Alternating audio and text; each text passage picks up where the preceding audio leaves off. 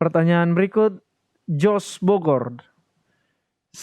Shalom, saya mau bertanya dalam Roma 9 ayat 15. Apakah Allah itu pilih kasih? Terima kasih. Kita baca Roma 9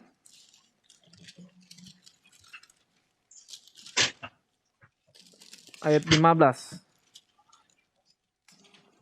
Sebab ia berfirman kepada Musa, aku akan menaruh belas kasih kepada siapa aku mau menaruh belas kasihan, dan aku akan bermurah hati kepada siapa aku mau bermurah hati. Silakan pendeta. Baik, pertanyaan yang sangat baik.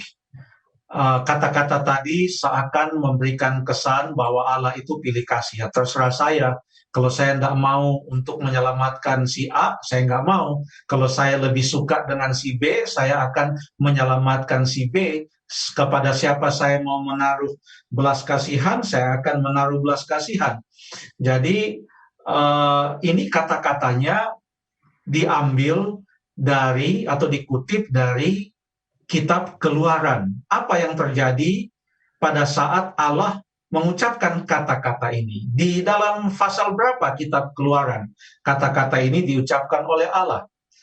Coba kita lihat dalam Keluaran pasal yang ke-33, Keluaran pasal yang ke-33, ayat yang ke-19. Keluaran pasal 33, ayat yang ke-19. Silakan. Tetapi firman-Nya, aku akan melawatkan segenap kegemilanganku dari depanmu dan menyerukan nama Tuhan di depanmu, dan aku akan memberi kasih karunia kepada siapa yang kuberi kasih karunia, dan mengasihi siapa yang kukasihani. Ya. Terima kasih. Apa yang terjadi pada saat itu? Dalam pasal yang ke-32, kita melihat bahwa bangsa Israel memberontak melawan Tuhan. Musa sudah 39 hari berada di atas Gunung Sinai karena Tuhan memanggil dia untuk menghadap Tuhan dan menerima kedua loh batu itu. Ceritanya cukup panjang sih ya. Itu dimulai dari Keluaran pasal yang ke-24. Terus sampai kepada Keluaran pasal 32, mereka tidak sabar menunggu pada hari yang ke-40. Mereka kemudian memaksa Harun untuk membuat patung lembu yang terbuat dari emas. Lalu kemudian mereka menyembah patung itu. Mereka menyembah berhala seperti yang mereka lakukan di Mesir. Jadi mereka melanggar perintah Allah.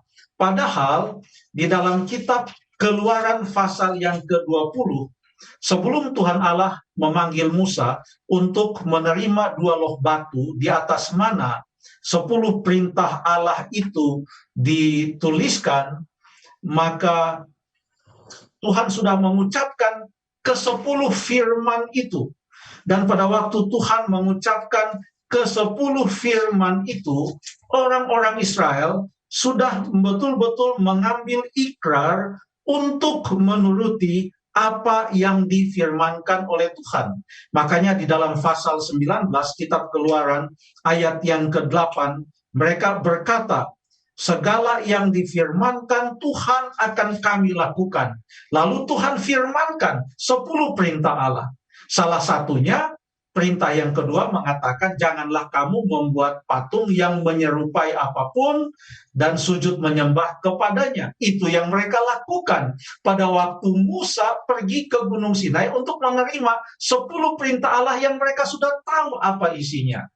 Musa datang mendapati mereka sedang menyembah berhala. Musa kemudian marah, dia banting kedua loh batu itu, pecah, hancur, berantakan. Tetapi apa yang Tuhan katakan? Setelah beberapa percakapan antara Tuhan dan Musa, maka Musa berdoa di dalam Keluaran pasal 33 ayat yang ke-18. Musa katakan, perlihatkanlah kiranya kemuliaanmu kepadaku. Dia minta Tuhan memperlihatkan kemuliaannya. Tapi yang Tuhan umumkan kepada Musa, Tuhan nyatakan adalah tabiatnya. Apa tabiat dan karakter dari Allah? Yaitu ia adalah Allah yang sangat bermurah hati. Allah yang sangat berkasih karunia. Apa buktinya? Buktinya adalah di pasal yang ke-34, itu kan tadi pasal 33, sudah ayat-ayat terakhir itu disebutkan. Dikatakan, aku memberi kasih karunia kepada siapa yang kuberi kasih karunia, mengasihani siapa yang kukasihani. Pasal yang ke-34, ayat 1, Tuhan berkata kepada Musa, berfirmanlah Tuhan pada Musa, pahatlah 2 loh batu sama dengan yang mula-mula, maka aku akan menulis pada loh itu segala firman yang ada pada loh yang mula-mula, yang telah kau pecahkan itu. Apa artinya? Kedua loh batu itu adalah tanda perjanjian antara Allah dan orang Israel pada saat itu, yang adalah umatnya. Perjanjian antara Allah dan umatnya. Pada waktu bukti dokumen perjanjian, yaitu 2 loh batu itu, dihancurkan oleh Musa, seakan-akan Musa katakan tidak ada guna perjanjian antara Allah dan manusia. Toh manusia melanggar ini perjanjian. Seperti orang menyobek-nyobek surat perjanjian. Untuk apa? Sudah dilanggar. Tetapi Tuhan Allah katakan, kita buat lagi surat perjanjian yang baru. Bikin lagi 2 loh batu yang sama isinya, semua sama isinya kata-katanya. Artinya Tuhan betul-betul penuh dengan kasih karunia. Walaupun manusia melanggar atau mengkhianati perjanjian Allah dan manusia, Tuhan Allah mau tetap mengikat perjanjian demi keselamatan umat-umatnya, demi keselamatan manusia. Jadi Allah tidak pilih kasih, justru ia mengasihi semuanya. Makanya Yohanes 3 ayat yang ke-16 mengatakan, karena begitu besar kasih Allah akan dunia ini. Jadi semuanya Tuhan Allah kasihi. Tetapi keselamatan itu adalah merupakan pilihan kita masing-masing. Ada satu ilustrasi tentang kasih karunia Allah yang sungguh luar biasa. Tuhan Yesus memberikan sebuah perumpamaan tentang Allah yang betul-betul sangat bermurah hati. Coba kita lihat beberapa saat saja di dalam Matius pasal yang ke-20. Jeff, Stephen, masih di sana? Siap, Kami masih Pastor. di sini, Pendeta. Matius 20. Iya. Oke, masih di situ ya. Kami Jangan masih sampai saya ikutin. sudah ditinggal sendiri di sini. Kami masih ikutin penjelasan enggak ya. pendeta. Oke lah, ya. Sekali-sekali ada suaranya nyeletuk bagaimana supaya masih ada mereka di sana. Keberadaan kita Oke diketahui. lah. Ya, Matius pasal yang ke-20, di sana Tuhan Yesus memberikan sebuah perumpamaan tentang orang-orang upahan di kebun anggur. Itu cerita perumpamanya cukup panjang, tapi pagi-pagi jam 6, majikan atau pemilik kebun anggur ini keluar, dia rekrut pekerja. Jam 9, dia rekrut lagi pekerja. Jam 12, dia kemudian panggil lagi pekerja-pekerja untuk bekerja di kebun anggurnya. Jam 3, setiap 3 jam, ya.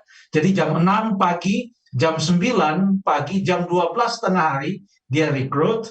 Lalu kemudian jam 3 sore, dia rekrut lagi. Lalu kemudian jam 5, sebab tutup pekerjaan, selesai bekerja kan 12 jam itu, dari jam 6 pagi sampai jam 6 sore. Jam 6 sore sudah mau tutup, jam 5, bayangkan jam 5, ini majikan, pemilik kebun anggur, dia melihat kok ini orang-orang nganggur, apa tidak ada pekerjaan.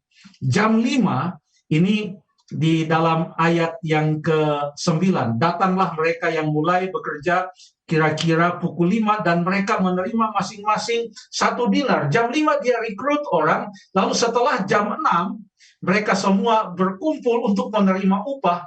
Semua menerima upah yang sama. Yang kerja dari pagi jam 6 terima 1 dinar. Karena itu berdasarkan perjanjian. Perjanjiannya adalah menerima 1 dinar. Semua terima 1 dinar, upah 1 hari. Lalu kemudian Allah digambarkan di dalam perumpamaan ini, ya, sebagai pemilik dari kebun anggur itu, digambarkan ia sangat bermurah hati, sehingga yang kerja cuma 1 jam juga, dia dapat 1 dinar. Lalu pada waktu yang kerja jam 6 itu protes, ya, kenapa ini yang kerja jam 5, yang kerja dari jam 6 pagi ya, atau jam 9 pagi protes, kenapa ini yang hanya kerja 1 jam, kok dapat 1 dinar? Saya terkesan dengan kata-kata dari pemilik kebun anggur itu, dan ini menggambarkan kemurahan dan kasih karunia Allah yang sungguh luar biasa. Saya minta Stephen atau Jeffrey tolong baca pasal 20 ayat yang ke-15. Ini adalah jawaban terhadap protes. Ya, mungkin mereka sedikit marah atau jengkel kepada pemilik kebun anggur itu. Apa yang dikatakan? Silahkan. Ayat yang ke-15. Tidakkah aku bebas Ya. mempergunakan milikku menurut kehendak hatiku? Atau iri hatikah engkau karena aku murah hati? Waduh. Iri hatikah engkau karena aku murah hati? Apa artinya?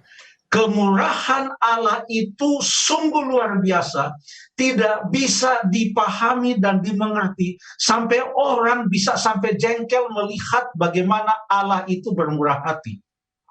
Ingat cerita tentang anak yang hilang waktu dia kembali.